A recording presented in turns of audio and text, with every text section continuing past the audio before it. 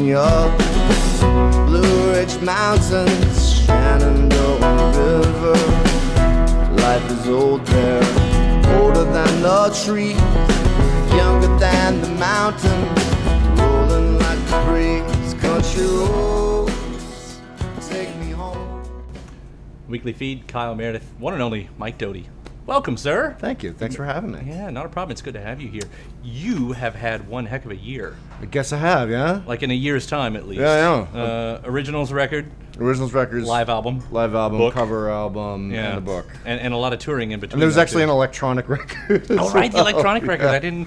Yeah. No, yeah. What is it? Why the barrage suddenly? Because, I mean, you were consistent with your albums before that, but why suddenly it's like, dare I use that word prolific and all that stuff? I mean, what's going on? Well, I mean, the electronic record has been ready for a long time, The live record was just, we had the shows taped, so that was just a matter of giving it to someone who didn't mind listening to 37 shows in a row and picking stuff out.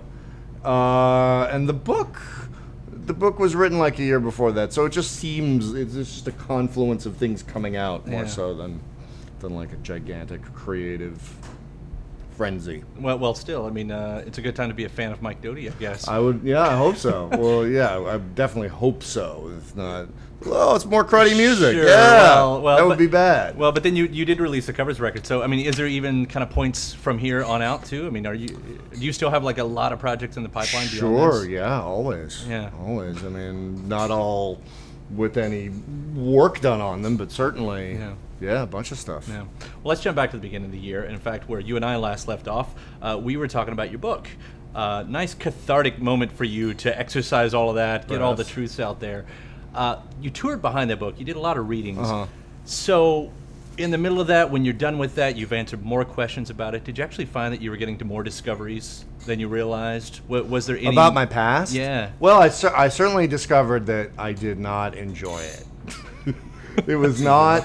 I mean, it was very funny because writing the book was fine. I mean, they're all stories I've told other people. Mm-hmm. I was glad to talk to people about it because obviously I've been very angry about it, very vocally disliked Soul Coughing for so many years, and nobody's ever really known why exactly.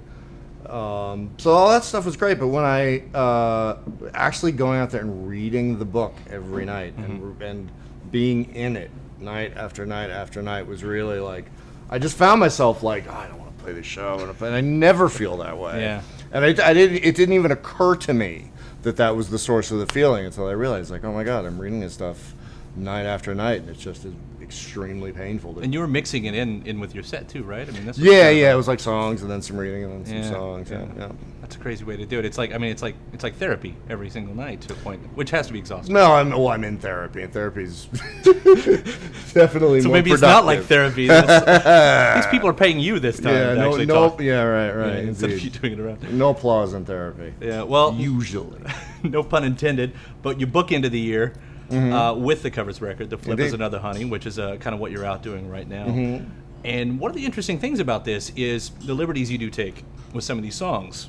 It's almost like in an old folk tradition. Sure. That you can take a song and you're like, all right, I'm going to just take the only parts I want to and then add my own stuff for that. Sure. Well, I mean, I was never had the facility to be a jazz player, but I certainly grew up, came up as a teenage musician among a lot of jazz people and avant-garde people, and that was the idea. Was the song is like a germ, and you bring yourself to it. And certainly, like in the fire of the hip hop scene in the late '80s, early '90s, all kinds of records were getting repurposed and samples and discovering things and this and that. And if you listen to a lot of Jamaican music, it would just be somebody else's song sung over somebody else's beat, sung and released within 2 days. So I guess I've always seen covers as something that you bring yourself to, as opposed to something that you dutifully recreate. It's funny. I did one of the best juxtapositions of my life is I did a show in Seattle where Death Cab for Cutie and I played Hungry Like the Wolf. And I've never seen this bootleg guy. and Lemony Snicket, Daniel Handler played accordion on it. Really? Yeah, it was pretty astonishing.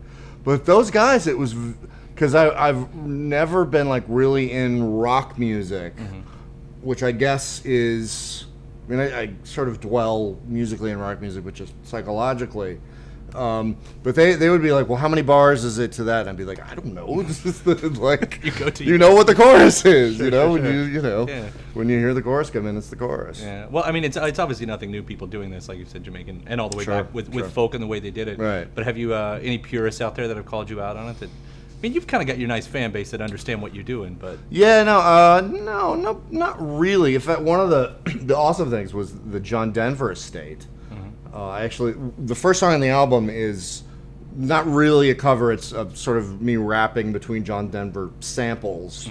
And, I just was terrified that they were going to be like, what are you doing to our legend that we are charged with, taking care of? And they loved it. They were like, oh, this is so great. And, we're going to do a press release about this. And they really usually these things cost $1 zillion. Right. To you got to pay them before you use the sample, and I was really like so ready to just be like, no, okay, well, I'll get somebody else to record the vocal. But yeah, no, they were totally into it. Cut me a decent deal.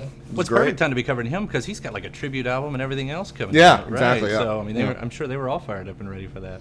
Yeah, you come to them instead of them coming to someone else. I mean, he's been considered corny for a lot of years, and I think that's untrue. And it's for some artists, it's like it's just the time arrives when everyone sort of wakes up and goes, "Oh, this is an amazing artist." They have their Johnny Cash moment. They have their Johnny Cash moment. Yeah, exactly. that's it. You exercise, or whatever you want to call it, you write, I guess, in these parameters. I once read you saying that you really did actually love Twitter because of the challenge of the brevity that you have to have, and you use that in songwriting too. You're a man who likes to learn languages. Yeah, well, I mean, the only one I've really learned is German.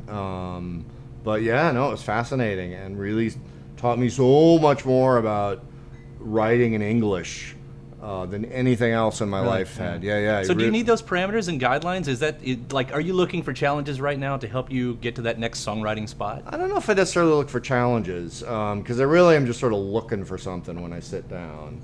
But it's always very interesting to go, if I do this, I have this thing, and if I do it, like everything has to be 3 minutes, or everything has to be recorded in a certain format, or you sort of like create the surface for yourself, the page or the canvas or whatever it is, and then you can like bring whatever to it. Yeah, well, it's led to some really interesting songs. In fact, for an entire career, and back to the 90s, you had a decently successful 90s. It goes into the last decade. Cultivated this fantastic fan base. Yes, very much so. Which is interesting because a lot of your contemporaries were never able to do that. I know. I mean, it's weird. Why you? Not everybody has these kind of fans, and it's funny. But there's a Kelly Clarkson song that I wanted to learn on guitar. Lay that one on me. Yeah, a song called Maybe. Amazing song, produced by David Kahn, as a matter of fact. But I digress. So I was like, oh, I'm just gonna look up the tab, and there was no tab for it anywhere, and I was like, where are her incredibly obsessive fans detailed, tablature and chord structures of absolutely everything? And I have very intense fans that really dig it. I heard, I was reading a thing about the Dead the other day, and they were like, Jerry Garcia apparently said, we're like licorice. Not everybody likes licorice, but people who like licorice really like licorice. It's true. Yeah. So there's a teeny tiny little segment of the population who really likes my variety of licorice. So it's basically that you came up with something unique and something that you can get into. Everybody comes up with something unique, but That's just not by true. no, I mean just there's variety. It's like snowflakes. Sorry, like just by being a human voice, there's something different, even if it's similar to something. It's just a question of who identifies with it and who kind of sees some part of their own personality in it. Well, the type of artist you came to though is like, I mean, you've hung just like right outside of even the mainstream rock or mainstream indie or whatever it is. That there's this chance that you're kind of, I mean, you're kind of in a way still alive, but in the same club as like Nick Drake and Townes Van Zandt and Elliott Smith. There's 3 dead guys and Right. Mike Doughty. No, I mean, is that... That's actually my next album, 3 Dead Guys and Mike Doughty. Yes, that's nice. No, is to you, is that being that type of artist, is that romantic, or is that kind of, do you feel like you're stuck? I love a massive hit record. I can fly business class only about 1/5 of the time. It would be great to fly business class all the time. No complaints about, becoming a zillionaire. But, I mean, really, I just have a great life doing this. I feel very dedicated to the fact that, what's important is art. I mean, you got art and you got making a living, and those are important. Sure. And then in terms of who's listening or what people think about it, doesn't really matter, because that's all going to change tomorrow, or 2 years from now, whatever it is. But like food and shelter, and making something that is the best that you can make is what it's about. If you're not making your favorite records, I think you need to stand back and figure out what you're doing. Yeah. Well, And so I have a job making my favorite records, and it's fantastic. you've done well so far. Flip Us Another Honey is fantastic because it's not just a covers record, it is a record. You've added all your own stuff in there. Well, thank you, yeah. It's been really enjoyable. Mike Doughty, thank you for stopping by. Absolutely. Yeah. Thanks a lot.